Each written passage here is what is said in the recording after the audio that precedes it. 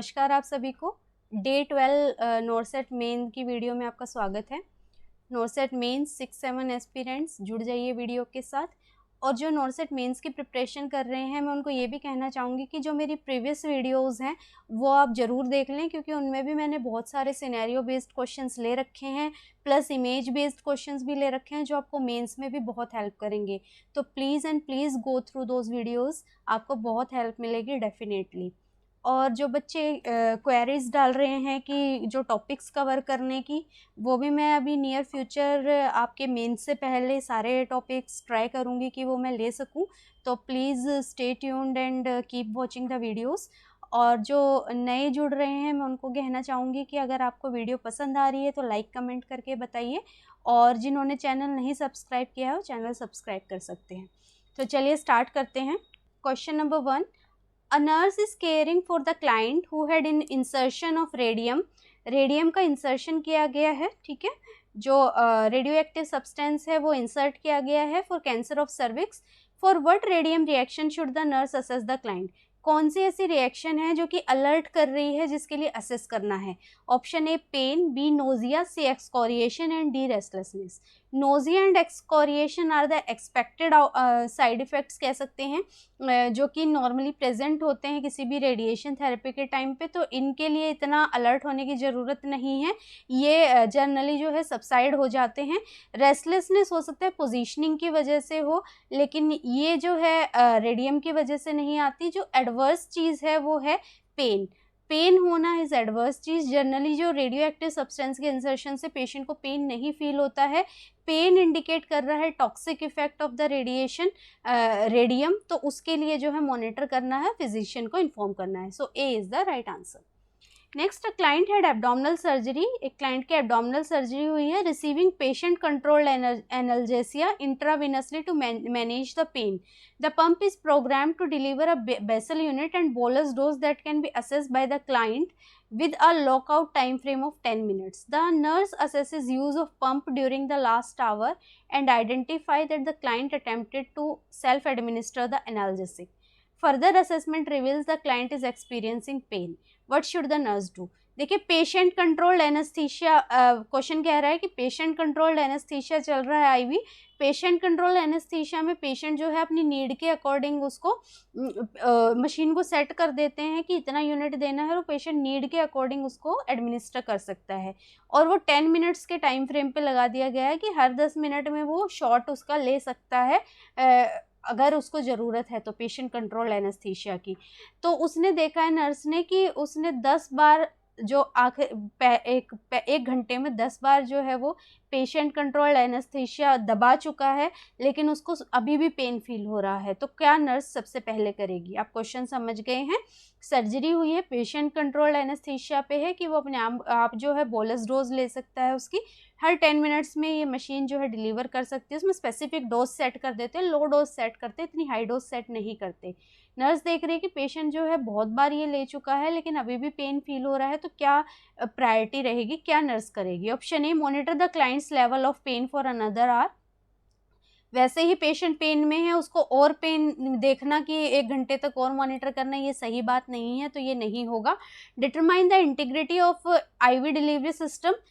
ये होगा कि इंटीग्रिटी देखना है कि कहीं आईवी लाइन किंक्ड तो नहीं है, जो आईवी कैनुला लगा है वो पेटेंट है या नहीं है। पता चले कि वो पेशेंट पुश कर रहा है और लाइन ही जो है वो क्लियर नहीं है, जिसकी वजह से जो है डोज नहीं डिलीवर हो रही, या फिर जो सिस्टम है, जो पेशेंट कंट्रोल एनेस्थीसिया मशीन है, वो वर्क नहीं कर रही है प्रॉपरली, ठीक है। तो वो जो है इंट्रावेनस डिलीवरी सिस्टम को देखना है। Reprogram the pump to deliver a bolus dose every 8 minutes. इससे कुछ नहीं होगा, क्योंकि पहले ही पेशेंट ले चुका है और कह रहा है आराम नहीं हो रहा है, तो पहले उस चीज़ को देखना है कि आराम क्यों नहीं हो रहा है, ठीक है। Arrange for the client to be evaluated by health care provider. ये करना है, लेकिन पहले पेटेंसी चेक करने के बाद अगर वहाँ पे प्रॉब्लम नहीं है तब हेल्थ केयर प्रोवाइडर को इन्फॉर्म करना है। अभी जो है पहले पेटेंसी चेक करनी है कि कहीं किंकिंग वगैरह तो नहीं हो रही है, मशीन की वर्किंग प्रॉपरली है या नहीं है, तो वो पहले देखना है। ये देखिए क्वेश्चन की लैंग्वेज जो है 10 लाइन का क्वेश्चन दे दिया और था क्या क्वेश्चन में, कुछ नहीं। तो फटाफट पढ़ना है, हाथ पैर नहीं फुलाने हैं क्वेश्चन देख के कि भाई ये तो बहुत ही कोई खतरनाक क्वेश्चन आ गया और ये तो होएगा ही नहीं, छोड़ दो। क्वेश्चन को एक बार रीड किया, कुछ भी नहीं था क्वेश्चन में और आप इजीली कर पाएंगे, ठीक है। तो जो बच्चे थोड़ा बड़ी क्वेश्चंस देख के डर रहे हैं, प्रैक्टिस से सब होगा, बिल्कुल भी नहीं घबराना है, बिल्कुल भी नहीं डरना है, ठीक है। Next, radium inserted in the vagina of the client is now being removed, what safety precaution should the nurse employ when assisting the radium removal. किसी भी जो रेडिएशन डिवाइस होते हैं उनके लिए 3 चीज़ों का ध्यान रखते हैं हम। सबसे पहले टाइम, कि टाइम उससे मिनिमाइज रखना है एक्सपोजर का। देन डिस्टेंस, कि डिस्टेंस जो है वो अच्छा खासा डिस्टेंस होना चाहिए डिवाइस से, ताकि जो है एक्सपोजर कम से कम हो सके। And then as shielding, TDS से याद रखिए, 3 चीज़ें जो हैं, इन 3 चीज़ों को ध्यान में रखते हुए इस तरीके के क्वेश्चंस आप आंसर करेंगे, टाइम, डिस्टेंस एंड शील्डिंग। यहाँ पे देखिए clear the radium in ether और इथेनॉल, इसकी ज़रूरत नहीं होती है। Wear foil lined rubber gloves while handling the radium, ये शील्डिंग है, ठीक है। Ensure that long forceps are available for removing the radium and distance, document how long the radium was in place. ये डॉक्यूमेंट जो है अभी ये document करना है लेकिन बाद में, अभी बात हो रही है कि रिमूवल के टाइम पे क्या करना है। तो यहाँ पे क्या है, डिस्टेंस वाला ऑप्शन चूज करेंगे क्योंकि यही दिया हुआ है कि लॉन्ग फोर्सेप्स लेनी है ताकि जो डिस्टेंस है नर्स का और डिवाइस का वो थोड़ा ज़्यादा बढ़ सके और जो डिस्टेंस वाला क्राइटेरिया है वो फॉलो हो सके, ठीक है। तो लॉन्ग फोर्सेप, किसी भी रेडियो एक्टिव डिवाइस को रिमूव करते हुए लॉन्ग फोर्सेप्स लेते हैं ताकि डिस्टेंस जो है वो बढ़ाया जा सके, ठीक है। तो C is the right answer. Next, a nurse is caring for a client who had radium implant for cancer of cervix. What is the priority nursing action? Radium implant है तो क्या प्रायोरिटी नर्सिंग एक्शन रहेगा, वही बात याद रखेंगे, TDS, time, distance and shielding. अब देखिए अगर टाइम का कोई ऑप्शन है तो सबसे पहली प्रायोरिटी वो रहेगी, अगर टाइम का ऑप्शन नहीं है तो डिस्टेंस एंड शील्डिंग। अब ये देखिए, स्टोर यूरिन इन अ लेड लाइंड कंटेनर, यूरिन में जनरली जो है रेडियो एक्टिविटी, जो सर्विक्स की रेडियो एक्टिविटी है वो नहीं जाती है, तो यूरिन को लेड कंटेनर में रखने का कोई पर्पज़ नहीं बनता है। Restrict visitors, wear a lead apron and avoid giving injection in the gluteal muscle. अब गिविंग इंजेक्शंस भी इंजेक्शन की साइट को वो कुछ नहीं करता है तो वो भी नहीं होगा। अब इन दोनों ऑप्शंस में कंफ्यूजन के लिए TDS पे आ जाएगी, ठीक है। टाइम सबसे पहले होगा तो टाइम क्या है, ये वाला ऑप्शन है। रेस्ट्रिक्ट करना है विजिटर्स को 10 मिनट स्टे के लिए, इससे ज़्यादा स्टे जो है उनके लिए खतरनाक हो सकता है। अगर ये ऑप्शन नहीं दिया होता तब शील्डिंग वाला ऑप्शन हम चूज़ करते, लेकिन यहाँ टाइम वाला ऑप्शन दिया हुआ है तो TDS के अकॉर्डिंग सबसे पहले टाइम आएगा, तो B राइट आंसर होगा। Next, a nurse in the surgical intensive care unit is caring for a client with large surgical incision है, ठीक है। What medication does the nurse anticipate will be prescribed for the client. अब wound है, wound healing की बात होनी चाहिए, तो कौन सी मेडिकेशन जो है वुंड हीलिंग के लिए, आप देखिए यहाँ पे विटामिन ए करती है लेकिन इनडायरेक्टली जो है वुंड हीलिंग में हेल्प करती है। साइनोकोबालामिन, मेफ्टॉन एंड अस्कॉर्बिक एसिड। यहाँ विटामिन सी जो देते हैं ना वो देते हैं ताकि ये क्या करे, कोलेजन फॉर्मेशन में हेल्प करे, ताकि वुंड हीलिंग क्या हो सके, जल्दी हो सके, ठीक है। तो इसीलिए एस्कॉर्बिक एसिड देते हैं, जिसको हम क्या बोलते हैं, विटामिन सी भी बोलते हैं। कारण क्या है कि कोलेजन फॉर्मेशन में हेल्प करता है, तो जो वुंड हीलिंग है उसको प्रमोट करता है, तो D is the correct answer. After recovery from a modified neck dissection for oropharyngeal cancer है, the client receives external radiation मिल रहा है, ओरोफेरेंजियल कैंसर है उसके लिए। For which most critical situation of the radiation should the nurse assess. यहाँ पे क्या पूछा गया, critical situation, not the normal reaction. अब जब रेडिएशन थेरेपी दे रहे हैं तो इनमें से सबसे क्रिटिकल क्या होगी, ड्राई माउथ प्रेजेंट होता है but not a critical reaction. Skin reactions भी होते हैं, स्किन ड्राइनेस वगैरह हो जाती है, लेकिन ये इतना क्रिटिकल नहीं है। Then mucosal edema, this is very critical, कि अगर ओरोफेरेंजियल है, ठीक है, तो म्यूकस जो है वो म्यूकोजल लाइनिंग जो है वो कांटेक्ट में आ रही है रेडिएशन के, जिसकी वजह से वो अडीमा कॉज कर सकती है, और वो अडीमा जो है एयरवे को भी ऑब्स्ट्रक्ट कर सकता है। तो म्यूकोजल अडीमा के लिए और उसके साइन के लिए नर्स मॉनिटर करेगी। बोन मैरो सप्रेशन जो है ओरल रेडिएशन वाले केस में नहीं होता है। So C is the correct answer. Next, the client reports severe pain 2 days after surgery. What initial action should the nurse take after assessing the character of the pain? अब जो है pen 2 दिन है surgery के, 2 दिन बाद जो है पेशेंट पेन की कंप्लेंट कर रहा है, तो कौन सा इनिशियल एक्शन जो है नर्स लेगी? ऑप्शंस पढ़ते हैं, चलिए। एनकरेज रेस्ट, रेस्ट से जनरली सर्जिकल जो साइट है उसका पेन रिलीव नहीं होता है, ठीक है। तो obtain vital signs, administer PRN analgesics and document the client's pain response. Document भी करेंगे, लेकिन इनिशियल एक्शन की बात है, डॉक्यूमेंट जो है बाद में करेंगे। जो PRN एनाल्जेसिक्स है कि अगर जो रिक्वायर्ड एनाल्जेसिक्स है वो देंगे, लेकिन कब देंगे? After obtaining the vital science, क्योंकि जनरली जो सर्जिकल पेशेंट्स होते हैं उनमें ओपियोइड एनाल्जेसिक्स जो हैं वो एडमिनिस्टर होते हैं, और ये एनाल्जेसिक क्या कर सकते हैं? हाइपोटेंशन कॉज कर सकते हैं, ठीक है, हाइपोटेंशन कॉज कर सकते हैं, और जो हार्ट रेट है वो रिड्यूस कर सकते हैं, और जो रेस्पिरेटरी डिप्रेशन कॉज कर सकते हैं, ठीक है। रेस्पिरेटरी डिप्रेशन और हाइपोटेंशन ओपियोइड एनाल्जेसिक्स कॉज कर सकते हैं। तो पेशेंट के वाइटल्स लेने हैं कि क्या पेशेंट पहले से ही हाइपोटेंशन में है, क्या उसकी रेस्पिरेटरी रेट ठीक है। अगर वो नॉर्मल बीपी है और रेस्पिरेटरी रेट ठीक है, तब हम जो एडमिनिस्टर एनाल्जेसिक्स है, प्रेस्क्राइब्ड एनाल्जेसिक है, वो दे देंगे। लेकिन उससे पहले बेसलाइन वाइटल्स लेना बहुत ज़रूरी है, ये जानने के लिए कि कहीं मेडिकेशन से और ज़्यादा जो है पेशेंट की तबीयत ना ख़राब हो जाए, क्योंकि पता है ओपियोइड एनाल्जेसिक्स क्या कर सकते हैं? हाइपोटेंशन कॉज कर सकते हैं, रेस्पिरेटरी डिप्रेशन कॉज कर सकते हैं। तो अगर ये दोनों वाइटल्स पहले स्टेबल होंगे तभी हम जो है मेडिकेशन देंगे, ठीक है। तो B is the correct answer. ऐसे क्वेश्चंस में ना थोड़ा ये समझ लीजिए कि दवाई देने से एकदम से पेशेंट के हालत जो है और तो नहीं बिगड़ जाएगी, और कब बिगड़ेगी? उन जब दवाइयों का साइड इफेक्ट पता होगा, ठीक है। तो वो क्या कॉज करते हैं? हाइपोटेंशन और रेस्पिरेटरी डिप्रेशन, इसीलिए उनको जो है देने से पहले वाइटल्स को चेक किया जाएगा। Next, a client expressed concern about being exposed to radiation therapy because it can cause cancer. What should the nurse emphasize when informing the client about exposure to the radiation? एक client का for example किसी एक part का cancer है और उसको क्या मिल रही है? रेडिएशन थेरेपी मिल रही है।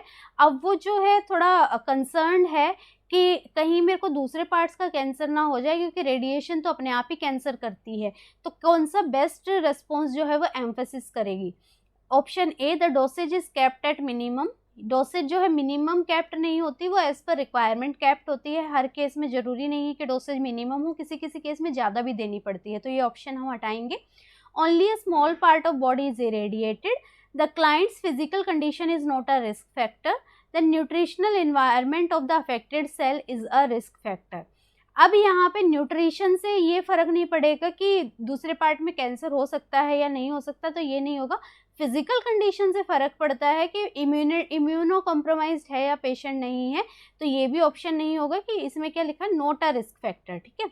ओनली अ स्मॉल पार्ट, ये करेक्ट ऑप्शन होगा कि आजकल जो रेडिएशन थेरेपी है वो कैसी होती है? बहुत ही प्रिसाइज होती हैं, और जहाँ पे रेडिएशन चाहिए वहीं पे डिलीवर करती है, इधर उधर स्कैटर्ड रेडिएशन नहीं देती हैं। तो जब स्कैटर्ड रेडिएशन नहीं देंगी तब क्या है? या दूसरे पार्ट्स में रेडिएशन जाने के चांसेस बहुत कम होते हैं। तो नर्स को ये पता होना चाहिए कि वो थोड़े से पार्ट, जितने पार्ट को रेडिएशन मिलनी चाहिए वो सिर्फ उतने ही पार्ट को प्रोवाइड कर रहा है, इधर उधर नहीं बिखेर रहा है रेडिएशन, जिसकी वजह से क्या नहीं हो रहा है? दूसरे पार्ट नहीं अफेक्ट होंगे। So B is the correct answer. Next, in what position should the nurse place a client recovering from general anesthesia? General anesthesia है, ठीक है, क्या चांसेस होते हैं? एस्पिरेशन के। एस्पिरेशन किन पोजीशंस में ज़्यादा होगा? सुपाइन पोजीशंस में ज़्यादा होगा, ठीक है। तो यहाँ पे कौन सी पोजीशन देते हैं? साइड लाइन पोजीशन देते हैं ड्रूल करने के लिए, ताकि साइड से जो है सारा सिक्रीशन बाहर निकल जाए, लंग्स की तरफ ना जाए। So B is the correct answer. Next, a nurse in post anesthesia care unit. Post anesthesia care unit मतलब अभी अभी पेशेंट सर्जरी से बाहर आया है। Observes that after an abdominal cholecystectomy a client has serosanguineous discharge on the abdominal dressing. What is the next nursing action? पहली बात तो सीरो सैंग्विनस डिस्चार्ज आपको पता होना चाहिए। ये एक नॉर्मल डिस्चार्ज आप कह सकते हैं, नॉर्मल होता है, स्लाइटली पिंकिश जो है, पिंकिश लिक्विड रहता है ये, जो कि थोड़ा ब्लड स्टेन्ड इंडिकेट करता है। और अभी एनेस्थीसिया से बाहर आया है तो ऐसा डिस्चार्ज होना जो है वो नॉर्मल फाइंडिंग है, ठीक है। तो क्या नर्सिंग एक्शन रहेगा? Change the dressing. Dressing change नहीं करना है, क्योंकि ड्रेसिंग चेंज करने से और ज़्यादा वुंड को जो है एक्सपोज कर रहे हैं और इरिटेट कर रहे हैं, ठीक है, क्योंकि अभी अभी पेशेंट सर्जरी से आया है। री इन्फोर्स द ड्रेसिंग। री इन्फोर्स करना है कि ड्रेसिंग को जो है अच्छे से सिक्योर कर देना है एरिया पे जो ऑलरेडी प्लेस्ड प्लास्टर्स हैं उनसे, या कोई दूसरा अगर प्लास्टर हट रहे हैं तो प्लास्टर लगा के। Place the tape with Montgomery ties. ये बाद में करते हैं। मोंटोग्रामरी टाइज होती हैं, बीच बीच में ना छेद जैसे बना होता है, एक बेल्ट जैसे लगाते हैं, ठीक है, ऊपर छेद जैसा बना होता है और उसके नीचे ड्रेसिंग होती है। ये उन पेशेंट में करते हैं जहाँ पे बहुत लंबे समय तक ड्रेसिंग और जो फ्रीक्वेंटली चेंज होने वाली ड्रेसिंग जिनमें होती है। तो ये बाद की बात है, अभी की नहीं है, ठीक है। Support the incision with abdominal binder. ये भी ऑन प्रिस्क्रिप्शन होगा, बाद में होगा। अभी की बात है कि उस ड्रेसिंग को एज इट इज जो है सिक्योर कर देना है उसी जगह पे। तो बी करेक्ट आंसर होगा। Next, a client who is suspected of having tetanus asks a nurse about immunization against tetanus. Before responding, what should the nurse consider about benefit of tetanus antitoxin? अब यहाँ पे tetanus antitoxin दिया है, otherwise हम क्या देते हैं? Tetanus toxoid देते हैं, ठीक है। अब यहाँ एंटीटॉक्सिन जो होता है वो कैसी पैसिव आर्टिफिशियल जो है इम्यूनिटी प्रोवाइड करता है, ठीक है। पैसिव आर्टिफिशियल इम्यूनिटी प्रोवाइड करता है, मतलब बनी बनाई जो हम बने बनाए एंटीटॉक्सिन है वो डाल रहे हैं बॉडी में, ठीक है। टेटनस किससे कॉज होता है? क्लोस्ट्रीडियम टेटनाई कॉज करता है, और वो एक क्या है? टॉक्सिन रिलीज करता है। तो उस टॉक्सिन के अगेंस्ट जो एंटीबॉडी होती है वो एंटीटॉक्सिन्स कहलाती हैं, ठीक है। अब यहाँ पे टेटनस एंटीटॉक्सिन में हम बनी बनाई एंटीबॉडी दे रहे हैं। ये जनरली उनमें देते हैं जिनमें ओपन वुंड होते हैं, लार्ज वुंड होते हैं, ताकि जिनको इमीडिएट जो है वो एंटीबॉडीज़ की ज़रूरत होती है, एंटीटॉक्सिन की ज़रूरत होती है। और ये जनरली 2 से 4 हफ्ते तक जनरली बोलते हैं कि एक्टिव रहती है। उसके साथ साथ इन पेशेंट्स को टेटनस टॉक्सॉइड भी दिया जाता है। टेटनस टॉक्सॉइड क्या करता है? आर्टिफिशियल एक्टिव इम्यूनिटी देता है, ठीक है। टेटनस टॉक्सॉइड में जो हम बैक्टीरियल टॉक्सिन है उसको क्या कर देते हैं? बहुत रिड्यूस्ड पावर में बॉडी में डालते हैं, जिसके अगेंस्ट बॉडी अपने आप एंटीबॉडी फॉर्म करती है। तो आर्टिफिशियल एक्टिव इम्यूनिटी देता है, लेकिन जो टाइम बीइंग के लिए, उस समय के लिए बहुत ज़्यादा जरूरी है कि बनी बनाई एंटीबॉडी जाना, उसको बोलते हैं टेटनस एंटीटॉक्सिन्स। तो यहाँ पे ऑप्शन देखिए, stimulate plasma cells directly. Antitoxin stimulate नहीं करता है, वो टॉक्सॉइड स्टिमुलेट करता है, ठीक है। A high titer of antibodies is generated. ये होता है कि हाई टाइटर एंटीबॉडीज हम बनी बनाई वो है वो बॉडी में दे रहे हैं, ठीक है। Then it provides immediate active immunity. Immediate passive immunity देता है, ठीक है, not active. A long lasting passive immunity is produced. Long lasting नहीं होती है, मैंने बता दिया, इतने ही समय के लिए होती है। उसके बाद बॉडी की अपनी बनाई इम्यूनिटी की ज़रूरत होती है, जो कि किससे आती है? टेटनस टॉक्सॉइड से आती है, ठीक है। टेटनस टॉक्सॉइड में जो बैक्टीरियल टॉक्सिन है उसको बहुत मिनिमाइज पावर करके उसको बॉडी में डालते हैं और बॉडी उसके अगेंस्ट खुद एंटीटॉक्सिन बनाती है, एंटीबॉडी बनाती है, ठीक है। तो यहाँ बी राइट आंसर है। Then next, a nurse must establish and maintain an airway in a client who is experiencing a near drowning. Patient जो है डूब गया था, नियर ड्राउनिंग थी, और एस्टेब्लिश कर रही है, मेंटेन कर रही है airway. Then which potential danger should the nurse assess? ऐसे पेशेंट्स में क्या होता है कि ओशन वाटर की हाई सोल्यूट कंसंट्रेशन रहती है और बहुत हाई एल्कलिनिटी होने के कारण वो सारा पानी जो है लंग्स के अंदर घुस जाता है और क्या कॉज करता है? वो पल्मोनरी एडिमा कॉज करता है। तो उस चीज़ के लिए पेशेंट को मॉनिटर करना है। अगर नियर ड्राउनिंग का है तो हो सकता है कि लंग्स में पानी भर गया होता है ना, ऐसे ही कि लंग्स की तरफ जो है क्यों डेथ होती है बेसिकली, डेथ इसलिए होती है कि वो लंग्स के अंदर जो है सीवियर पल्मोनरी एडिमा कोज कर देता है, लंग्स एक्सपेंड ही नहीं कर पाते, ब्रीद नहीं कर पाते।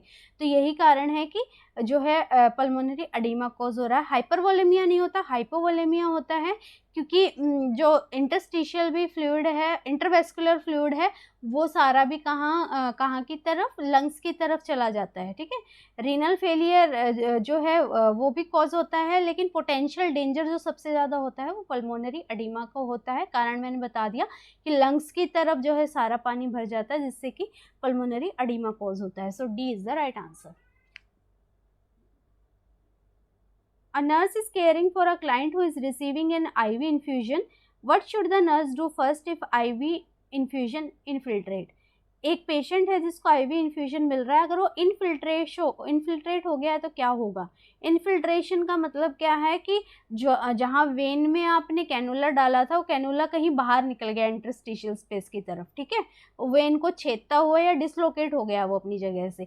तो ऐसे में जो आईवी साइट है वो कैसी फील होती है? कोल्ड फील होती है, कोल्ड टू टच होती है, हाथ लगाओगे तो ठंडा लगेगा, क्योंकि वो सारा जो है आईवी फ्लूइड बाहर निकल रहा है। ठीक है, तो यहाँ पे क्या करना है? Elevate the IV site. Elevate करने से कुछ नहीं होगा, वो डिसलोकेट हो चुका है। डिसकंटिन्यू द इन्फ्यूजन, ये रहेगा, इन्फ्यूजन को रोक देना है, आईवी कैनुला को निकालना है। ठीक है, attempt to flush the tubing, ये तो और ज़्यादा सीवियर कर देगा। Apply a warm moist compress, ये करना है लेकिन आफ्टर रिमूवल करना है उस साइट को पेन फ्री करने के लिए, उस साइट की वेस्कुलरिटी को बढ़ाने के लिए। सो बी राइट आंसर रहेगा। Then a client with hypokalemia is placed on cardiac monitor to evaluate the cardiac activity during IV potassium replacement. Potassium दे रहे हैं पेशेंट को। Before starting the potassium infusion, what cardiac change is the most likely to identify when observing the monitor? अगर potassium जो है, potassium deplete है, hypokalemia है, ठीक है, हाइपोकैलेमिया में आपको पता है, नहीं पता तो पता कर लीजिए कि ईसीजी में क्या होता है? एसटी सेगमेंट डिप्रेशन होता है। ठीक है, एसटी सेगमेंट डिप्रेस्ड होता है, जो टी वेव है वो फ्लैट हो जाती है, फ्लैट टी वेव रहती है, और जो वाइडेंड क्यूआरएस कॉम्प्लेक्स होता है। ठीक है, ये ईसीजी फाइंडिंग होती है हाइपोकैलेमिया की। ठीक है, तो यहाँ पे हाइपोकैलेमिया में देखिए, lowering of T wave, elevation of ST segment, shortening, increase deflation, ये डिफ्लेक्शन कुछ नहीं कॉज करता है। ठीक है, तो यहाँ पे रहेगा लोवरिंग ऑफ टी वेव, क्योंकि एसटी सेगमेंट क्या है, वो रिड्यूस हो रहा है। मैंने बताया आपको क्या फाइंडिंग होती है। So A is the correct answer. Next is an unresponsive older adult is admitted to the emergency department. Emergency department में आया, हॉट ह्यूमिड डे है। ठीक है, the nurse assessment reveals hot dry skin है patient की। Condition देखिए, hot dry skin है, respiratory rate बढ़ी हुई है, हार्ट रेट भी बढ़ी हुई है। तो इनिशियल नर्सिंग एक्शन क्या रहेगा? इनिशियल की बात हो रही है। ठीक है, ऑप्शन ए, offer cool fluids, patient unresponsive है, कूल फ्लूइड अच्छे से पिला देना, पेशेंट ऊपर पहुंच जाएगा। ठीक है, नहीं करना है ना, क्योंकि कुछ भी हमें ओरल नहीं देना है, पेशेंट एस्पिरेट कर जाएगा, तो कोई ऑफर वाली बात तो नहीं रहेगी। सक्शन द एयरवे सक्शनिंग की यहाँ पे नीड कहीं क्वेश्चन में नहीं दिखाई गई है। ठीक है, रिमूव द क्लोथिंग, यस, ये इनिशियल रहेगा क्योंकि हीट स्ट्रोक है।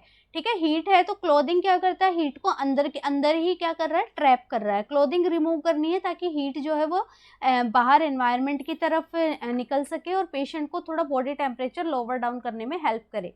इंटुबेशन के लिए प्रिपेयर करना है, लेकिन क्लोथिंग जो है वो रिमूव करने के बाद, तो ये सेकंड प्रायोरिटी रह जाएगी। लेकिन यहाँ इनिशियल एक्शन पूछा गया है तो वो रहेगा removal of the clothing. Next, the client is receiving IV infusion of 5% dextrose मिल रहा है। The client loses weight and develop a negative nitrogen balance. What nutritional problem prompts the nurse to notify the health care provider? इसमें से कौन सी चीज़ जो है वो nurse जो है हेल्थ केयर प्रोवाइडर को इन्फॉर्म करेगी? अब पता होना चाहिए आपको कि नेगेटिव नाइट्रोजन बैलेंस किसकी कमी से होता है? प्रोटीन डिप्लीशन से होता है। प्रोटीन डिप्लीशन, जब प्रोटीन रिड्यूस हो जाते हैं बॉडी में, तब जो है नेगेटिव नाइट्रोजन बैलेंस होता है। इसका IV फ्लूइड से कोई भी लेना देना नहीं है। ठीक है, तो कौन सी प्रॉब्लम के लिए नर्स बताएगी? यहाँ बी कि लैक ऑफ प्रोटीन सप्लीमेंटेशन, की पेशेंट को प्रोटीन जो है कम मिल रहे हैं, ओवर यूज हो रहे हैं प्रोटीन, जिसकी वजह से नेगेटिव नाइट्रोजन बैलेंस बॉडी में हो रहा है, तो प्रोटीन को मैनेज करना जरूरी है। ये आप तभी क्वेश्चन को सही कर पाएंगे जब आपको पता होगा कि nitrogen balance relates to protein, ठीक है। तो यहाँ पे protein, lack of protein supplementation is the correct answer.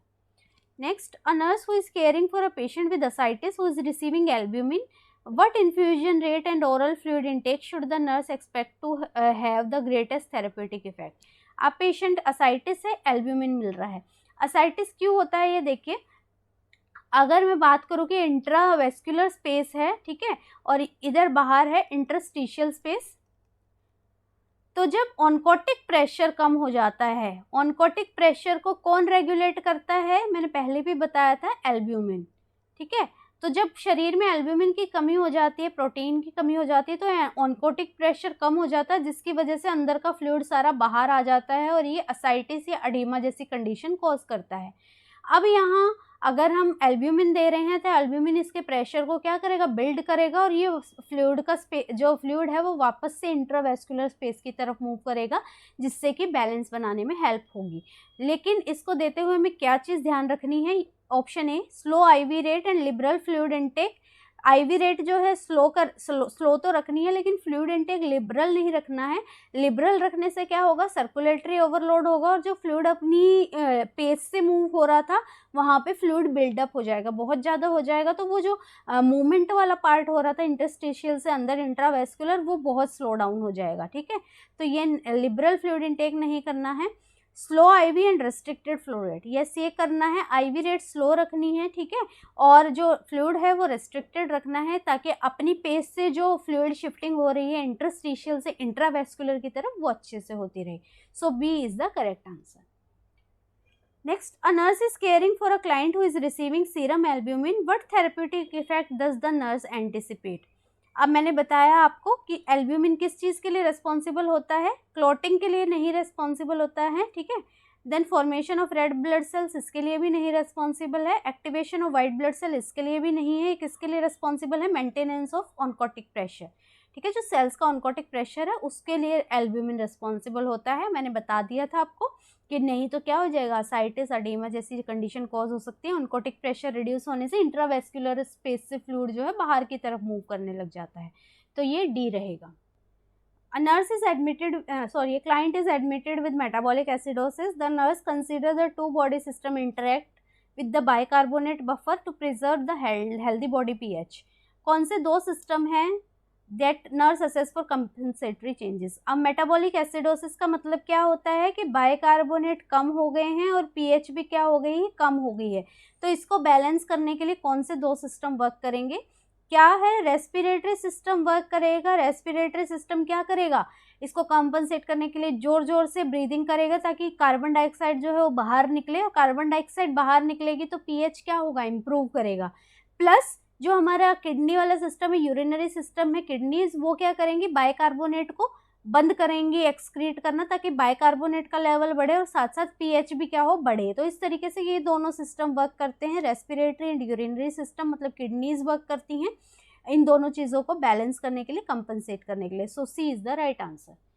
Next, the nurse assesses a client serum electrolyte level in the laboratory report. Which electrolyte in intracellular space should the nurse consider most important? Intracellular fluid की बात हो रही है। Intracellular fluid में जो abundant होता है वो होता है पोटेशियम, और पोटेशियम के अलावा फॉस्फेट भी होता है, लेकिन जो सबसे ज़्यादा होता है वो होता है पोटेशियम इंट्रासेल्युलर में। अगर एक्स्ट्रा सेल्युलर की बात होती है तो वहाँ पे होता है सोडियम एंड क्लोराइड, जो है वो अबंडेंट अमाउंट में होते हैं। तो यहाँ इंट्रासेल्युलर की बात है तो किस चीज़ को मॉनिटर करेगी? पोटेशियम को मॉनिटर करेगी। पोटेशियम कितना होना चाहिए? 3.5 से 4.5 मिली इक्विवेलेंट पर लीटर जो है वो नॉर्मल वैल्यू होती है, तो इतना पोटेशियम जो है वो प्रेजेंट होना चाहिए। तो इंट्रासेल्युलर स्पेस में potassium is in abundant amount, तो पोटेशियम को मॉनिटर करेगी। Next, a nurse is concerned about a client is developing for hyperkalemia. Hyperkalaemia का रिस्क है।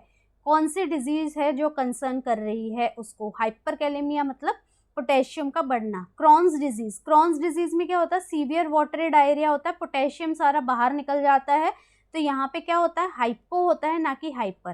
ठीक है, कुशिंग में भी हाइपो होता है, क्यों, क्योंकि कुशिंग में किसकी रिटेंशन होती है, जो कॉर्टिसोल है वो किसकी रिटेंशन करता है, सोडियम की रिटेंशन करता है, सोडियम की रिटेंशन होती है तो पोटेशियम का एक्सक्रीशन होता है, तो इस तरीके से हाइपो रहता है। एंड स्टेज रीनल डिजीज में ये होगा क्योंकि किडनी क्या नहीं कर पा रही है, पोटेशियम एक्सक्रीट नहीं कर पा रही है, तो पोटेशियम लेवल ESRD में बढ़ता है।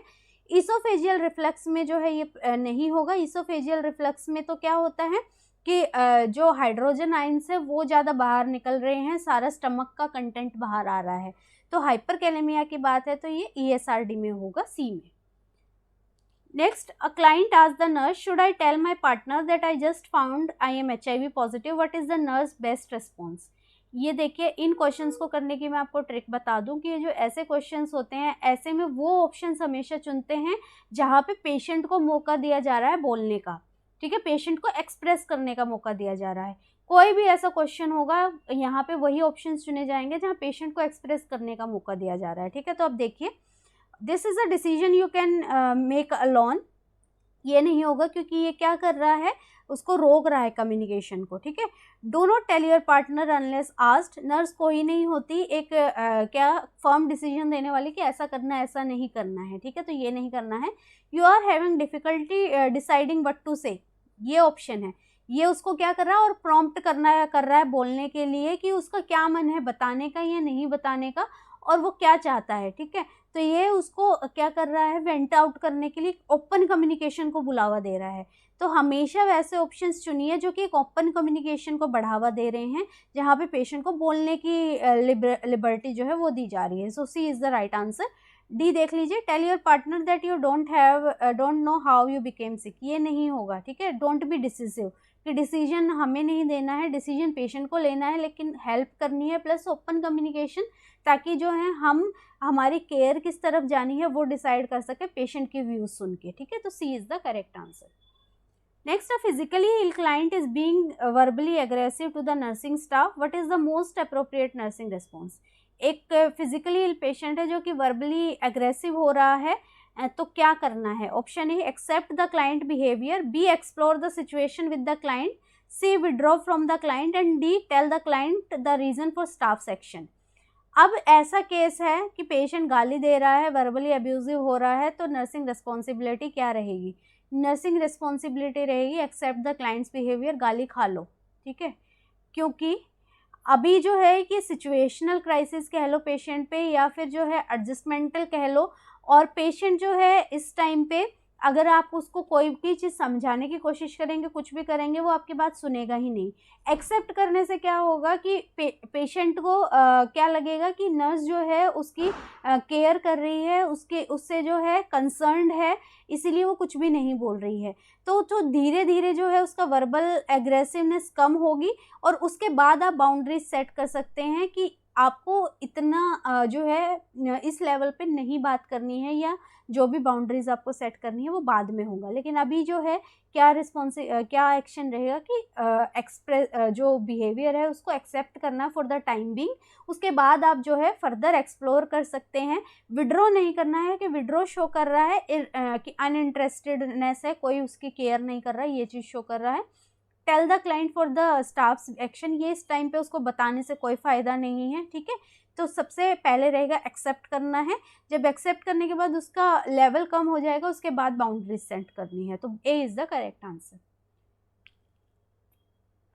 Next, a client who was admitted to the hospital with metastatic cancer has a temperature of 100 degree Fahrenheit, temperature है, डिस्टेंडेड एब्डोमेन है, एब्डोमिनल पेन है।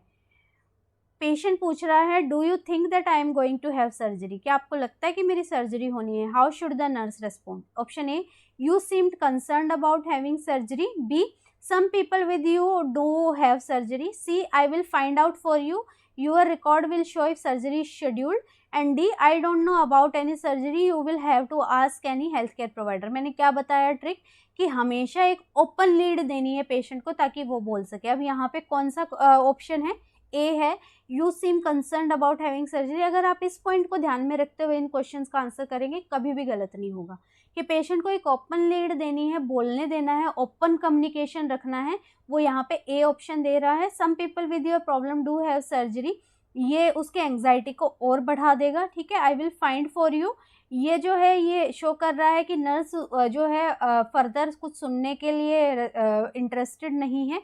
आई don't know about the surgery, ये health care provider ये communication को क्या कर रहा है, क्लोज कर रहा है कि मेरे से मत पूछो भाई, तुम अपने डॉक्टर से बात करो, ठीक है। जनरली यही आंसर्स होता है, फ्रस्ट्रेशन में होता है, लेकिन जो करेक्ट रहता है, हम पढ़ते इतनी चीज़ें नहीं इम्प्लीमेंट हो पाती, आई नो, क्योंकि बहुत प्रेशर होता है काम का हॉस्पिटल्स में। तो अगर कम्युनिकेशन वाले पार्ट पे ही ध्यान देते रहे तो नहीं होगा, नहीं होता है, तो इसीलिए डगमगा जाते हैं। लेकिन अभी पेपर क्लियर करना है, उस स्टेज तक पहुंचना है डगमगाने वाली तक, तो ध्यान में रखना है ओपन कम्युनिकेशन वाले स्टेटमेंट को हमेशा ही चूज करना है। तो ए करेक्ट आंसर होगा। Next, a client had extensive prolonged surgery, which electrolyte level should the nurse monitor most closely.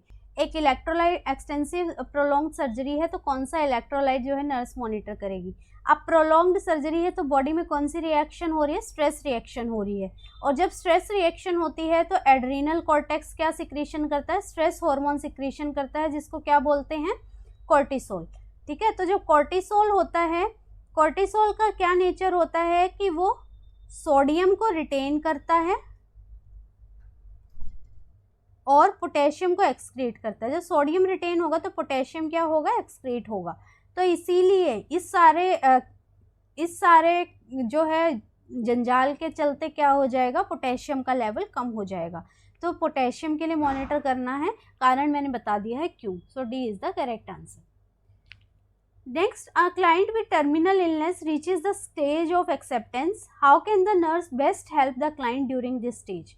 एक टर्मिनली इल पेशेंट है, स्टेज ऑफ एक्सेप्टेंस में आ गया है।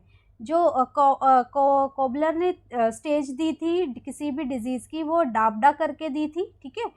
सबसे पहले क्या होता है, डिनायल होता है कि मेरे साथ ऐसा नहीं हो सकता। उसके बाद एंगर होता है, बहुत गुस्सा होता है, ठीक है। उसके बाद बार्गेनिंग होती है, बार्गेनिंग का मतलब है कि ये बीमारी ना हो के ये हो गई होती, ठीक है। उसके बाद क्या होता है, डिप्रेशन में पेशेंट जाता है, और उसके बाद आती है एक्सेप्टेंस। तो एक्सेप्टेंस सबसे लास्ट स्टेज होती है, और एक्सेप्टेंस का मतलब है कि पेशेंट ने एक्सेप्ट कर लिया है कि डेथ इज़ नियर, ठीक है। तो यहाँ पे क्या नर्सेज बेस्ट हेल्प रहेगी। Option A, accept the client's crying, B, encourage unrestricted family visit, C, explain details of care being given, and D, stay nearby without initiating conversation. अब ये stage है, पेशेंट रोता नहीं है क्योंकि acceptance आ गई है, अभी तक बहुत रो चुका होता है। एक्सेप्टेंस वाली स्टेज में patient doesn't cry generally. Encourage unrestricted family visit, generally इस स्टेज में वो किसी से मिलना भी नहीं चाहता, ये जनरली देखा गया है, तो ये भी नहीं होगा। Explain the details of care being given, explain करने से क्या कुछ दिखाना थोड़ी ना है, तो कि एक्सप्लेन क्यों करना है। Then D, stay nearby, ये रहेगा कि पेशेंट के पास रहना है, चुपचाप रहना है। Let the patient start the conversation, patient को अपने व्यूज़ रखने दो, उसको अपनी चीज़ें जो है बोलने दो। तो डी ऑप्शन रहेगा, stay near without initiating the conversation. So D is the correct answer. Next, a client is hospitalized with a tentative diagnose, tentative है, कंफर्म्ड नहीं है, पैनक्रियाटिक कैंसर का। On admission the client asked the nurse, do you think I have something serious like cancer, ठीक है। What is the nurse best reply, what makes you think you have cancer. उसने directly नहीं बोला है कि मुझे cancer है, तो ये ऑप्शन नहीं होगा। आई don't know if you do, let's talk about it, ये रहेगा, क्योंकि यहाँ पे क्या है, ओपन कम्युनिकेशन को लीड कर रहा है। ये दोनों ऑप्शन जो है ओपन कम्युनिकेशन को लीड नहीं कर रहे हैं, तो हमेशा वही ऑप्शन चुनेंगे जो ओपन कम्युनिकेशन को लीड कर रहा है। यहाँ लाइक वर्ड नहीं होता तो ये ऑप्शन जो है ए हो जाता, ठीक है। यहाँ पे लाइक बोला है उसने, ये नहीं बोला मुझे कैंसर है, ठीक है, इसलिए ऑप्शन जो है बी है, ठीक है। बी है कि मुझे नहीं पता, चलिए लेट्स टॉक, ठीक है। तो पेशेंट की सारी क्वेरीज जो है पेशेंट अपनी एड्रेस कर देगा, ओपन कम्युनिकेशन ये शो कर रहा है। So B is the correct answer. Next, what type of interview is the most appropriate when a nurse admits a client to the clinic. अगर क्लिनिक में एडमिट कर रही है तो कौन सा इंटरव्यू होगा। अभी पेशेंट जो है एडमिशन के लिए आया है, option A directive, B explorative, C problem solving and D information giving. अभी पेशेंट के बारे में कुछ भी नहीं पता है, तो कौन सा इंटरव्यू करना, डायरेक्ट क्वेश्चन पूछने हैं, क्या तकलीफ है, क्यों आए हैं। अभी जो है एक्सप्लोरेटरी और ये ऑन एडमिशन के बाद जब फर्दर जब पेशेंट से डील करते हैं उस टाइम पे होता है। एडमिशन के टाइम पे डायरेक्ट क्वेश्चंस होते हैं, तो डायरेक्टिव जो है वो अप्रोच रहती है। Next, a client is admitted for surgery although not physically distress, the client looks apprehensive and withdrawn, what is the nurses best action. अब जो है एक क्लाइंट को हॉस्पिटल में एडमिट किया गया है, फिजिकली तो डिस्ट्रेस नहीं दिख रहा है लेकिन एप्रीहेंसिव दिख रहा है और विड्रॉन दिख रहा है, अपने अपने में रह रहा है। तो नर्सेज बेस्ट एक्शन क्या होगा, option A orient the client, B have a copy of hospital regulation, C explain that there is no reason to be concern and D reassure the client that staff is available to answer question. Generally patients को hospital का environment क्या है, बहुत ही अलग दिखाई देता है, तो orientation to the environment help करता है उसको वो विड्रॉन वाला नेचर और एप्रीहेंशन से अवॉइड करने के लिए। तो ओरिएंट कराएगी, कॉपी रखनी है साथ में ओरिएंटेशन के टाइम पे, लेकिन orient is the main action. Explain कर, no reason to be concern, ऐसी कोई सर्जरी नहीं है जहाँ पे हम बोल दें कि कोई रीज़न ही नहीं होगा आपको कंसर्न होने के लिए, कोई भी कॉम्प्लिकेशन डेवलप कर सकती है, तो ये नहीं होगा। Reassure the client the staff is available to answer the question, ये बाद में कर सकते हैं, पहले उसको सराउंडिंग से ओरिएंट कराना है, एनवायरनमेंट से ओरिएंट कराना है, ताकि वो थोड़ा शांत हो सके, वो थोड़ा काम डाउन हो सके, और उसके बाद जो है फर्दर चीज़ें एड्रेस करनी है। Next 24 hours after a cesarean birth, a client elect to sign herself and her baby out of the hospital. Staff members are unable to contact healthcare provider. The client arrives at the nursery and asks that her infant to be given to take her home. What is the most appropriate nursing action? 24 घंटे हुए हैं caesarean birth के बाद, एक client है जो कि घर जाना चाहता है अपने बच्चे को लेके, और जो स्टाफ मेंबर हैं वो डॉक्टर से कांटेक्ट नहीं कर पा रहे हैं, और जो वो नर्सरी पे आ रही है क्लाइंट और बोल रही है कि मेरा बच्चा मुझे दे दो, मुझे घर लेके जाना है। तो मोस्ट अप्रोप्रिएट नर्सिंग एक्शन क्या रहेगा, option A give the infant to the client and instruct her regarding the infant's care, B explain to the client that she can live but her infant must remain in the hospital, C emphasis to the client that the infant is a minor and legally must remain until orders are received, then D tell the client that hospital policy prevent the staff from releasing the infant until ready for discharge।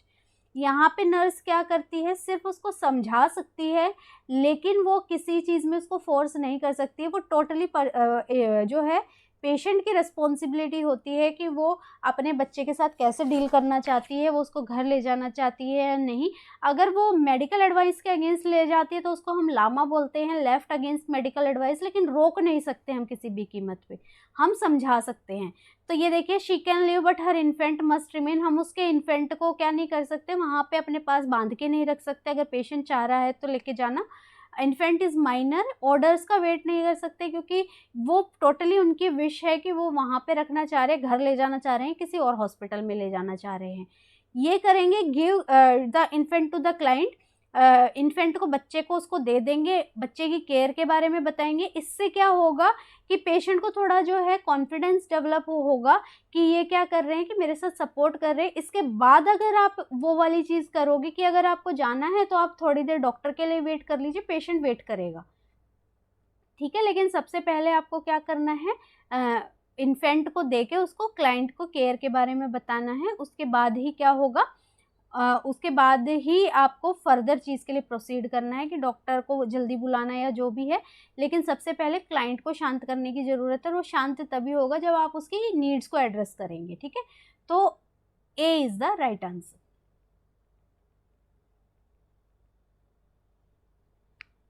Next, a client who has been told that she has hysterectomy for cervical cancer is upset about being unable to have a third child. What is the next nursing action? Hysterectomy होनी है cervical cancer के लिए, उसको ज़रूरत है hysterectomy की, ठीक है। वो अपसेट है कि उसको तीसरा बच्चा नहीं हो सकता। नेक्स्ट नर्सिंग एक्शन क्या रहेगा, option A evaluate her willingness to pursue adoption, ये इस टाइम पे नहीं हम बोलेंगे क्योंकि उसको चिंता क्या है, अपनी फर्टिलिटी की है, ठीक है।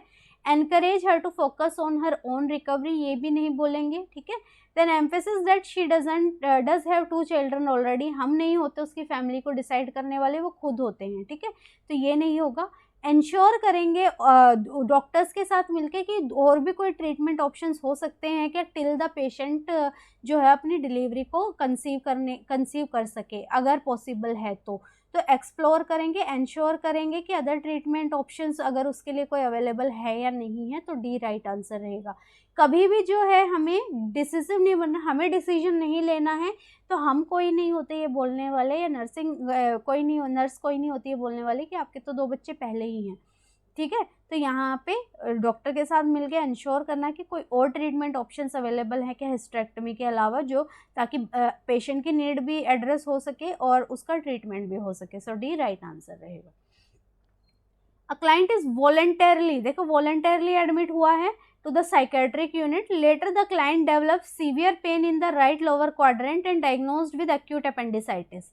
How should the nurse prepare the client for appendectomy? Appendectomy के लिए कैसे prepare करना है? Option A, have 2 nurses witness the client signing the operative consent form. एक ही विटनेस जो है साइकेट्रिक पेशेंट में काफ़ी होता है, 2 की ज़रूरत नहीं होती है। Ensure that the surgeon and psychiatrist sign for the surgery because it is an emergency procedure.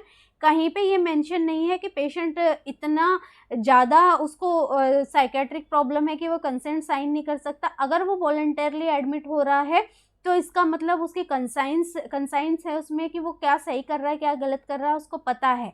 तो यहाँ पे वो उन केसेस में होता है जहाँ पे ये लीगली डिक्लेयर्ड हो रखा होता है कि पेशेंट अपने किसी भी डिसीजन को लेने में सक्षम नहीं है, तो ये नहीं करेंगे। Ask the client to sign the operative consent, ये करेंगे कि पेशेंट से साइन करेंगे, उसको इन्फॉर्म करेंगे प्रोसीजर के बारे में और क्या क्या प्रोसीजर के बाद केयर होनी है। Inform the clients next of kin that it is necessary for one of them, ये नहीं होगा। पेशेंट की फैमिली से कंसेंट साइन कराने की ज़रूरत नहीं है क्योंकि लीगली डिक्लेयर होना ज़रूरी है उसके लिए कि पेशेंट सेल्फ जो है ओरिएंटेशन या सेल्फ केयर के लिए जो है सेल्फ केयर नहीं कर सकता है। यहाँ पे कहीं पे भी मेंशन नहीं है तो पेशेंट से साइन कराएंगे, सी राइट आंसर रहेगा। Then next, a nurse is discussing alcohol anonymous with a client. What behavior expected of the members of AA should the nurse include in the discussion? AA group होता है, alcohol anonymous group उन लोगों से comprise होता है जहाँ पे लोग जो है कुछ शराब छोड़ चुके होते हैं, वो लोग ये ग्रुप फॉर्म करते हैं और ये क्या करता है, दूसरों को मोटिवेट करता है प्लस हेल्प करता है कि उनको कैसे शराब छोड़नी है। ये उन लोगों की हेल्प करता है जिनमें खुद में डिज़ायर होती है टू लीव, ठीक है। अगर खुद कोई छोड़ना चाह रहा है लेकिन उसके सर्कमस्टेंसेस की वजह से या फिर उसकी अर्जिस की वजह से वो नहीं छोड़ पा रहा है, उनको हेल्प करता है। लेकिन खुद के अंदर जो है बोलते हैं ना चिंगारी होनी चाहिए, वही होना चाहिए कि पेशेंट को खुद लगना चाहिए कि उसे शराब छोड़नी है, तो उसके लिए अल्कोहल एनोनिमस ग्रुप जो है वो हेल्प करता है। और ये देखा गया है कि बहुत लोग जो हैं with desire to leave the alcohol anonymous group जो बहुत ज़्यादा हेल्प करता है। सोबरिटी एक वर्ड होता है, सोबरिटी की तरफ लेके जाता है, मतलब कैसे अपना जीवन जो है सोबर तरीके से जीना है विदाउट हैविंग द अल्कोहल। तो कौन सा बिहेवियर एक्सपेक्ट करेगी ए ग्रुप से? Option A speaking allowed at weekly meeting, ऐसा कुछ नहीं होता है, ठीक है, सब एड्रेस करते हैं। Then promising to at least attend 12 meetings yearly, ऐसा कुछ नहीं होता, पेशेंट को बोला जाता है जब आप अटेंड कर सकते तब आप अटेंड कीजिए। Maintain control drinking controlled uncontrolled कुछ नहीं होती है, ड्रिंकिंग करनी ही नहीं है, ठीक है। Then acknowledging inability to control the problem, ये करते हैं वो कि वो इनएबिलिटी को फाइंड करते हैं कि क्यों आप छोड़ नहीं पा रहे हैं, छोड़ना चाह रहे हैं, तो उस इनएबिलिटी को पकड़ के उस पर काम किया जाता है। So D is the correct answer. Then next, a client with history of tuberculosis reports difficult hearing. What medication should the nurse consider? Difficult hearing है, हियरिंग लॉस आपको पता है कौन से होता है, स्ट्रेप्टोमाइसिन से होता है, क्योंकि ये ड्रग क्या होता है, ऑटोटॉक्सिक इन नेचर होता है, जो हमारी 8th क्रेनियल नर्व है, ठीक है, वेस्टिबुलोकोक्लियर, उसको डैमेज करता है, जिसकी वजह से क्या होता है, hearing problem, hearing difficulty patients को होती है। तो कौन सा ड्रग रेस्पॉन्सिबल है, स्ट्रेप्टोमाइसिन ए। चलिए ये क्वेश्चन रह गया था 34th। A nurse manager works on a unit where the nursing staff members are uncomfortable taking care of clients from cultures that are different from their own. How should the nurse manager address this concern? एक जो है nursing staff members जो है वो uncomfortable हैं अलग अलग cultures के लोगों के साथ डील करने के लिए, तो कैसे नर्स मैनेजर एड्रेस करेगी इन सिचुएशन को? Option A, assign article about various cultures so that they become knowledgeable. Then relocate the nurses to units where they will not have to care. Then rotate the nurses assignment so that they have equal opportunity. Then plan a workshop that offers opportunity to learn about the culture. ये करेगी. अलग अलग cultures किसी भी जगह पे मिल सकते हैं, तो हर कल्चर से जो है ओरिएंटेशन होना ज़रूरी है, तो एक वर्कशॉप को अरेंज करेंगे ताकि वो अलग अलग कल्चर्स के बारे में जान पाए while having the work. Next, a healthcare provider prescribes a vitamin tablet that contain vitamin B complex है, ले रहा है. What should the nurse teach the client? It may turn the urine bright yellow. The daily fluid intake should be increased. The drug should be take empty stomach and it may accumulate in the body if an excessive amount is taken.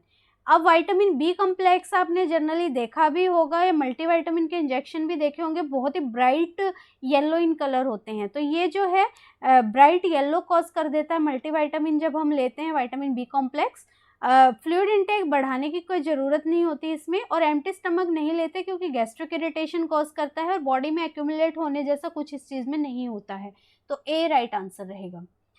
Then famotidine is prescribed for a client with peptic ulcer है.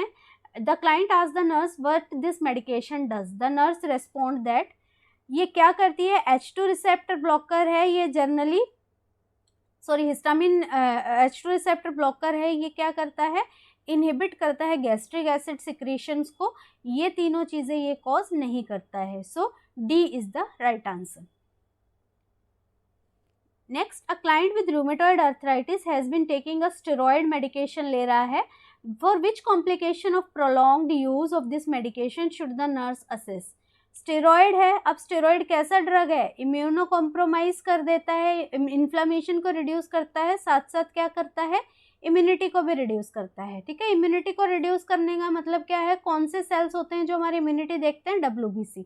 ठीक है, तो immunity reduce हो रही है तो हो सकता है कि WBC काउंट भी क्या हो रही हो, डिक्रीज हो रही है, तो उस चीज़ के लिए मॉनिटर करना है. ए राइट आंसर रहेगा कि डिक्रीज काउंट के लिए मॉनिटर करना. इंक्रीज CRP तो जो है घटता है इस केस में, क्योंकि ये क्या कर रहा है, इम्यूनिटी को डाउन कर रहा है, तो इन्फेक्शन को भी क्या करता है, कम करता है.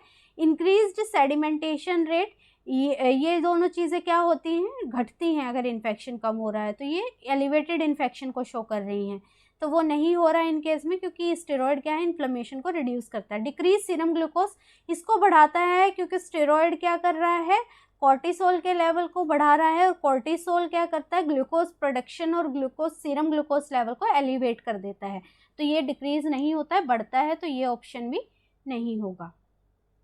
Option A right answer. क्यों होगा मैं बता दिया. ठीक है, then a client with head injury has been receiving dexamethasone, मिल रहा है जो कि कॉर्टिकोस्टेरॉइड है. The nurse provider plans to reduce the dexamethasone dosage gradually to continue a lower maintenance dosage. What effect associated with the gradual dosage reduction should the nurse explain to the client. अब क्या है कि gradually घटाते हैं, कभी भी जो steroids देते हैं उनको एकदम से नहीं बंद करते, उनके डोसेज को क्या करते हैं, टेपर करते हैं. टेपर का मतलब क्या है, थोड़ा थोड़ा रिड्यूस करते हैं और फिर बंद करते हैं. टेपर करने का मतलब इसीलिए करते हैं ताकि जो एड्रीनल ग्लैंड है, एड्रीनल ग्लैंड अपने फंक्शन की तरफ लौट सके, और एड्रीनल ग्लैंड का फंक्शन होता है स्टेरॉइड्स को सिक्रेट करना, कॉर्टिकोस्टेरॉइड. तो एड्रीनल ग्लैंड जो है उसको मौका दे रहे हैं अपने फंक्शन को रिगेन करने के लिए, इसीलिए उसको धीरे धीरे बंद करते हैं. और एकदम से बंद कर देंगे तो एड्रीनल ग्लैंड नहीं बना पाएगा और दोबारा से जो है सीवियर वाली कंडीशन हो जाएगी. तो ये सी ऑप्शन डी रहेगा कि प्रमोट कर रहे हैं return of cortisone production by the adrenal gland. Next, after surgery a client develops deep vein thrombosis है, पल्मोनरी एम्बोलस है. हिपैरिन जो है वो कंटिन्यूस चल रहा है 1200 units per hour. Several hour later vancomycin जो है एक एंटीबायोटिक, उसको प्रिस्क्राइब किया गया है 12 hourly. The client has only one IV site, एक ही IV साइट है, तो कौन सा एक्शन नर्स करेगी. Option A stop the heparin. पहली बात तो ये जान लीजिए कि दोनों ड्रग्स कंपैटिबल नहीं होते हैं। अगर एक दूसरे से मिल गए तो ना तो उसका फंक्शन ठीक से होगा ना उसका फंक्शन ठीक से होगा। तो ऐसे केस में कि मिले ही ना, क्या करना है, हमें दूसरे साइड पे दूसरी आईवी लाइन लगा देनी है अलग अलग इन्फ्यूज करने के लिए। बाकी ऑप्शंस को देखिए आप, स्टॉप करेंगे हिपैरिन, फ्लश करेंगे, एडमिनिस्टर करेंगे। हिपैरिन बंद नहीं करना है और फ्लश करने के बाद भी छोटे छोटे मॉलिक्यूल्स जो है वो प्रेजेंट रह जाते हैं और वो वैनकोमाइसिन के साथ क्या है, कंपैटिबल नहीं होते। Piggyback setup to administer the vancomycin in the heparin, वही बात है कि इनकम्पैटिबिलिटी है। होल्ड करना है वैनकोमाइसिन, होल्ड नहीं करना है क्योंकि एंटीबायोटिक भी जो है किसी कंडीशन के लिए ही दिया होगा। तो सी राइट आंसर रहेगा, दूसरा कैनुला लगा के उसको वहां से स्टार्ट करना है। Next, hydrocortisone is prescribed for Edison's disease. Edison's disease क्या होती है, जब एड्रिनल ग्लैंड से हार्मोन्स की प्रोडक्शन रिड्यूस हो जाती है उसको एडिसन्स डिजीज बोलते हैं। उसके लिए पेशेंट को हाइड्रोकॉर्टिसोन दिया जा रहा है, steroid. Before discharge, the nurse teaches about the medication. What does the nurse include as a therapeutic effect of the drug? Therapeutic effect कौन सा है? Option A, promote a better response to stress, promote decrease in BP, decrease episode of shortness of breath and controls an excessive loss of potassium from the body. Cortisone है, ठीक है। Cortisone क्या होता है, stress hormone होता है। Stress hormone है तो क्या करेगा, बॉडी में जो थेरेपेटिक रेस्पॉन्स है वो सपोर्ट करेगा better response to stress. So a right answer रहेगा। वो सोचते हुए आंसर करेंगे कि स्ट्रेस हार्मोन है, स्ट्रेस को रिड्यूस करेगा by increasing the glucose production, ठीक है।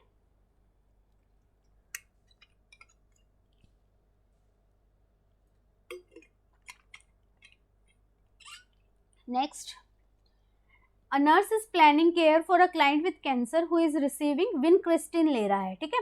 In contrast to the side effect of most chemotherapeutic agent, what is the common side effect of vincristine? सबसे कॉमन साइड इफेक्ट विनक्रिस्टिन का क्या है?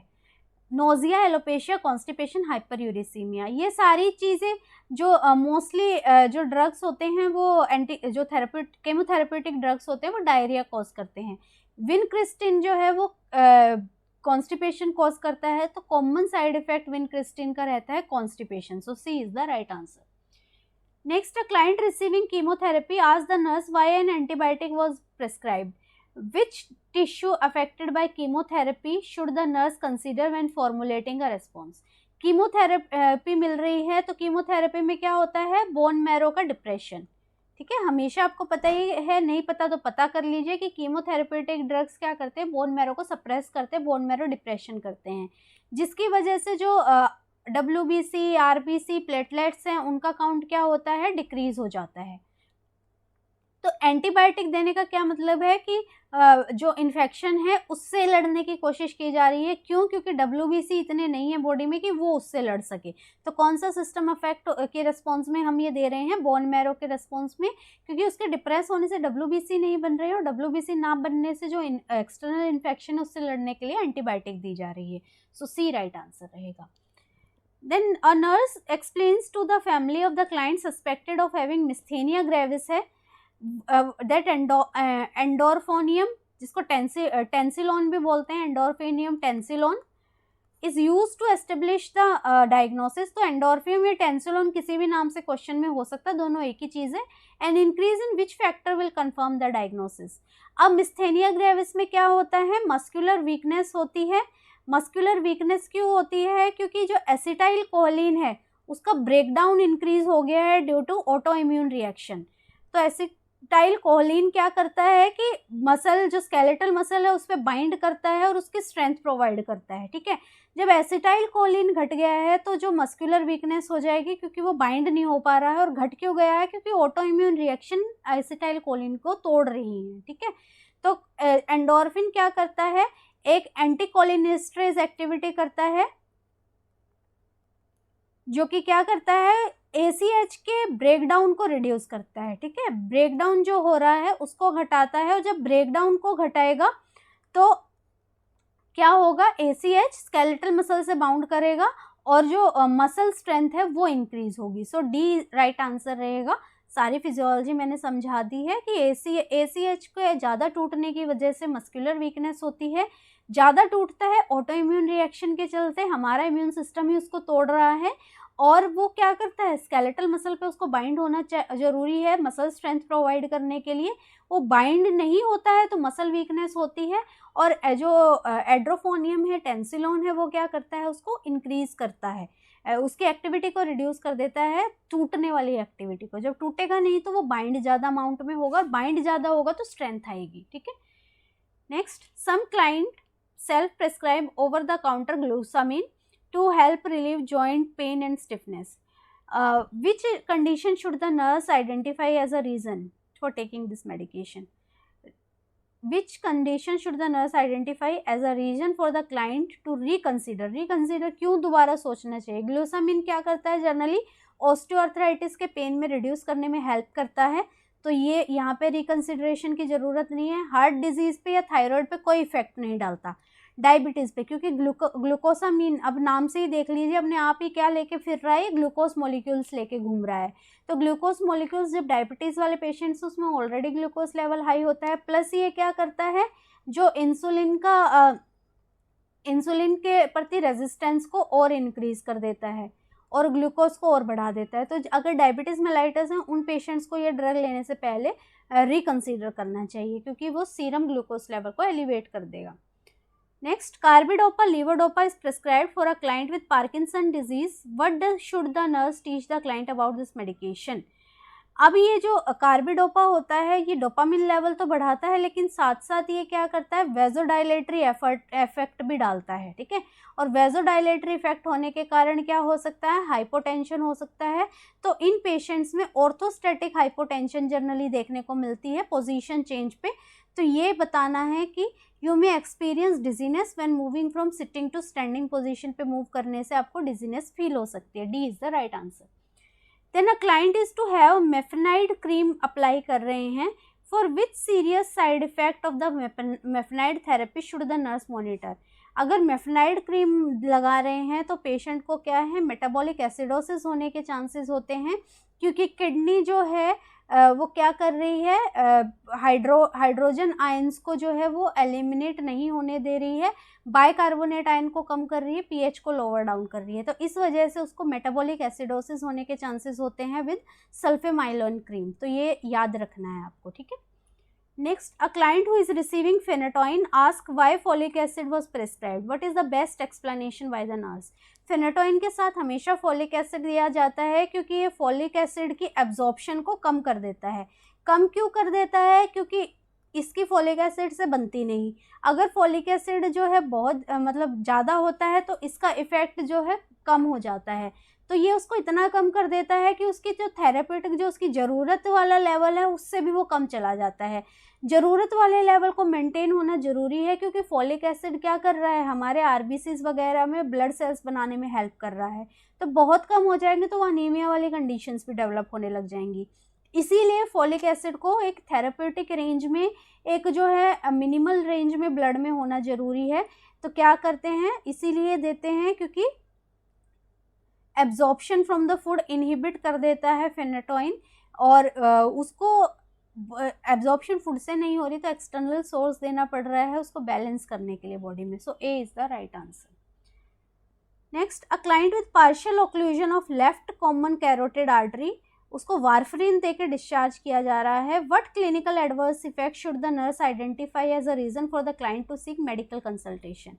वारफरीन दे रहे हैं, एंटीकोएगुलेंट है, सब एंटीकोएगुलेंट की क्या कॉम्प्लिकेशन होती है, ब्लीडिंग। तो यहाँ ब्लीडिंग वाला ऑप्शन देखिए, presence of blood in urine, yes ये रहेगा। Ankle swelling, diminished ability to concentrate, transient ischaemic attack, ये सारे इससे नहीं होते हैं। ब्लीडिंग वाली चीज़ हम देखेंगे, क्योंकि एंटीकोएगुलेंट है तो ब्लीडिंग टेंडेंसी इंक्रीज हो जाती है। ए राइट आंसर रहेगा।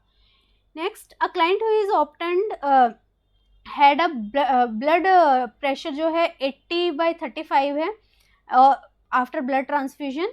In an effort to support renal perfusion, the nurse administered dopamine. Dopamine की dosage 2 mcg per kg as prescribed. What is the most relevant outcome indicating effectiveness of the medication? अगर medication हम किसके लिए दे रहे हैं, renal perfusion को support करने के लिए दे रहे हैं, तो रीनल की इफेक्टिवनेस कौन दिखाएगा, यूरिन आउटपुट दिखाएगा। डिक्रीज इन ब्लड प्रेशर जो है वो इसकी इफेक्टिवनेस इंडिकेट नहीं करता है। 10 mcg से ऊपर की जब रेंज होती है तब ये बीपी को डिक्रीज करने में हेल्प करता है, ठीक है। Decrease in core temperature, level of consciousness पे इसका कोई असर नहीं होता है। अगर हम रीनल की बात कर रहे हैं तो रीनल यूरिन आउटपुट से शो होगा, वो बी राइट आंसर रहेगा। Next, which client health problem motivates the nurse to question a prescription for beta blocker. Beta blocker मिल रहा है। बीटा ब्लॉकर्स क्या करते हैं, जो हमारी कार्डियक कॉन्ट्रैक्टिलिटी है, ठीक है, कार्डियक कॉन्ट्रैक्टिलिटी है, उसको रिड्यूस कर देते हैं। और रिड्यूस करते हैं तो क्या करते हैं, हाइपोटेंशन होगा, रिड्यूस हो जाएगी तो कार्डियक आउटपुट को भी क्या करते हैं, डिक्रीज कर देते हैं, क्योंकि कॉन्ट्रैक्टिलिटी जो है वो डिक्रीज हो गई है। तो कौन सी कंडीशन होगी जो कि क्वेश्चन करेगी नर्स? Option A heart failure, B hypertension, C sinus tachycardia and D coronary artery disease. अब देखिए हाइपरटेंशन में तो देंगे, क्योंकि ये क्या करेंगे, हाइपोटेंशन करने में हेल्प कर रहे हैं, कार्डियक आउटपुट को रिड्यूस करने में, ब्लड वॉल्यूम को भी रिड्यूस कर रहे हैं। साइनस टेकिकार्डिया में भी देंगे, क्योंकि ये क्या है, हार्ट रेट को लोअर डाउन कर रहे हैं। कोरोनरी आर्टरी डिजीज में भी देंगे, क्योंकि वेजोडाइलेशन कॉज कर रहे हैं, जिसकी वजह से पेरिफेरल रेजिस्टेंस कम हो रहा है, तो इसमें भी देंगे। हार्ट फेलियर में नहीं देंगे, क्योंकि हार्ट फेलियर में वैसे ही कॉन्ट्रैक्टिलिटी कम होती है और यहाँ पे और कम होके हार्ट बिल्कुल एसिस्टोल वाले कंडीशन में चला जाएगा, तो हार्ट फेलियर वाली कंडीशन में ये नहीं देंगे। ये आप तभी क्वेश्चन कर पाएंगे तभी जब आपको पता होगा कि सही क्या है गलत क्या है, तभी आप फिजिशियंस के को क्वेश्चंस कर सकते हैं, ठीक है। तो ए राइट आंसर है। Metoprolol is prescribed for a client. The nurse should question this prescription if having which of the following diagnosis. अब अगेन ये क्या है, बीटा ब्लॉकर है। तो अब देखिए हाइपरटेंशन देते हैं, हाइपरटेंशन में, एंजाइना में भी देते हैं क्योंकि वेजोडाइलेटरी इफेक्ट है। मायोकार्डियल इन्फाक्शन में भी देते हैं क्योंकि ये हार्ट की क्या कर रहा है, ऑक्सीजन डिमांड को रिड्यूस कर रहा है, तो मायोकार्डियल इन्फेक्शन के सिम्टम्स को भी इम्प्रूव करता है। साइनस ब्रैडिकार्डिया में नहीं देते हैं। क्यों नहीं देते, मैंने बता दिया था, क्योंकि ये क्या कर रहा है, हार्ट रेट को लोअर डाउन कर रहा है, तो ऑलरेडी ब्रैडिकार्डिया है और कम नहीं करना है, ठीक है। तो सी राइट आंसर रहेगा। Next, during the post operative period after the surgery for a kidney transplant the creatinine level 3.1 है, creatinine level post operative period है, किडनी ट्रांसप्लांट हुआ है। What should the nurse do first in response to the laboratory result? सबसे पहले क्या करेगी? Option A notify health care provider, C intravenous infusion check करेगी, C current blood test obtain करेगी and D assess for decrease urine output. ये show कर रहा है कि किडनी क्या नहीं कर पा रही है, एक्सक्रीट नहीं कर पा रही है, किडनी की प्रॉपर फंक्शनिंग नहीं है। दूसरा और क्या ऑप्शन शो करेगी किडनी की प्रॉपर फंक्शनिंग, यूरिन आउटपुट के कम हुआ है या नहीं हुआ है, जो कि शो कर रहा है रिजेक्शन के sign.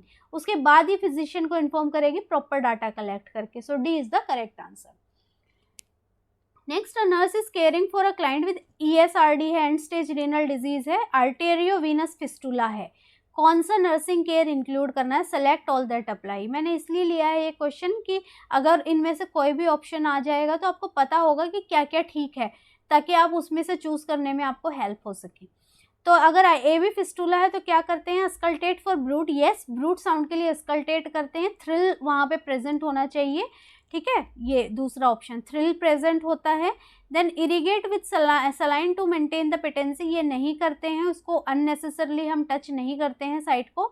Avoid drawing blood, yes ये इन्फॉर्मेशन देते हैं कि जहाँ पे फिस्टुला है वहाँ से ब्लड जो है वो नहीं ड्रॉ करना है। Keep the fistula clamped, fistula बाहर नहीं होता है कि इसको क्लैम्प कर सके, वो अंदर होता है, ठीक है, इनसाइड द स्किन होता है, तो ये ऑप्शन भी नहीं होगा। ABD is the correct are the correct option.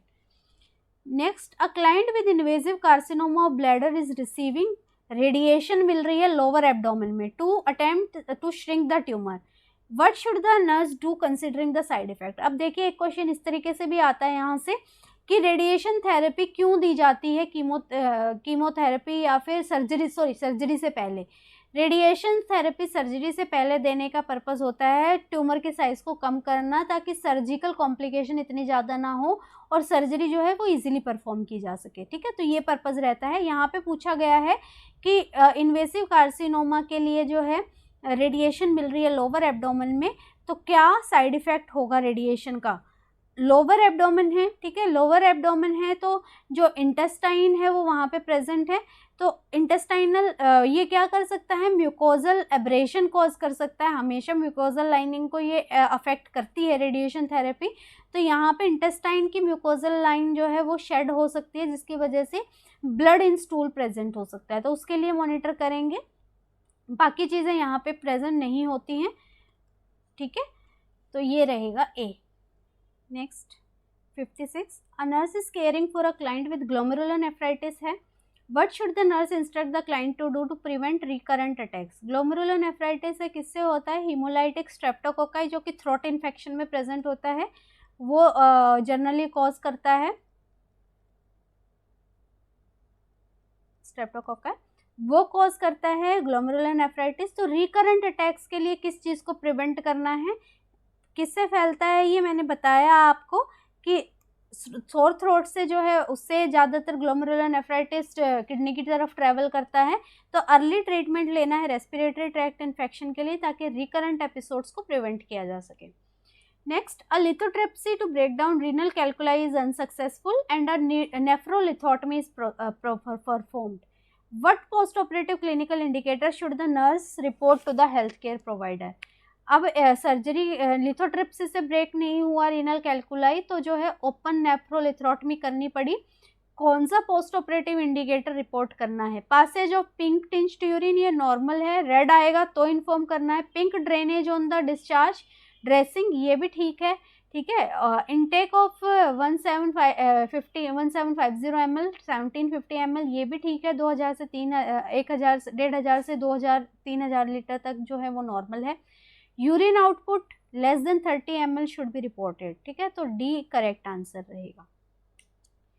Next, a client in nursing home is diagnosed with urethritis है, तो कौन सा एक्शन जो है नर्स प्लान करेगी बिफोर इनिशिएटिंग एंटीबायोटिक थेरेपी। हमेशा जब यूरिन इन्फेक्शन होता है तो एंटीबायोटिक थेरेपी देने से पहले कल्चर सैंपल ले लिया जाता है, ताकि जो ऑर्गेनिज्म है उसको डिटेक्ट किया जा सके, क्योंकि एंटीबायोटिक से तो वो क्या हो जाएगा, ऑल्टर हो जाएगा, एंटीबायोटिक के बाद लेंगे तो हो सकता है जो ऑर्गेनिज्म प्रेजेंट है वो ना आए यूरिन में। तो ऑब्टेन करना है urine specimen for culture and sensitivity, ताकि जो है जो ऑर्गेनिज्म है उसको प्रिजर्व किया जा सके, उसको जो है इंडिकेट किया जा सके, उसको डायग्नोज किया जा सके कि क्या ऑर्गेनिज्म प्रेजेंट है, और अकॉर्डिंगली फिर अगर एंटीबायोटिक को चेंज करना है तो कर सकते हैं। सो डी राइट आंसर रहेगा। Next, a nurse is caring for a client with undescended testicles है, the nurse teaches the client that main reason why the testicles are suspended in the scrotum. Testis जो है undescended हैं, scrotum में testis होने से क्या होता है, option A protect the sperm from acidity of urine, urine से स्पर्म का कोई कनेक्शन नहीं होता है, facilitate the passage of sperms through the urethra, ये चीज़ नहीं फैसिलिटेट करती, स्क्रोटम नहीं करता है, protect the sperm from high abdominal pressure, ये होता है स्पर्म जो है वो हाई जो टेम्परेचर है उससे डैमेज हो जाते हैं, तो स्क्रोटम एक पर्टिकुलर टेम्परेचर प्रोवाइड करता है स्पर्मेटोजेनेसिस के लिए। So C is the right answer.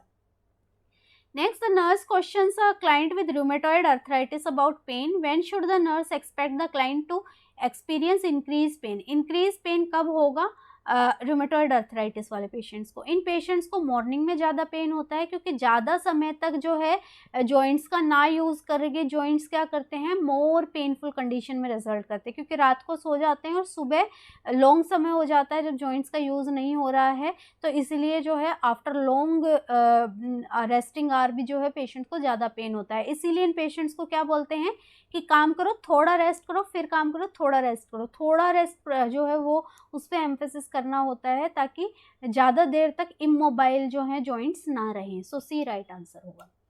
Next, a regimen of rest exercise and physical therapy is ordered for a client with rheumatoid arthritis, what should the nurse explain, कि इसका क्या purpose है rest exercise and physical therapy का।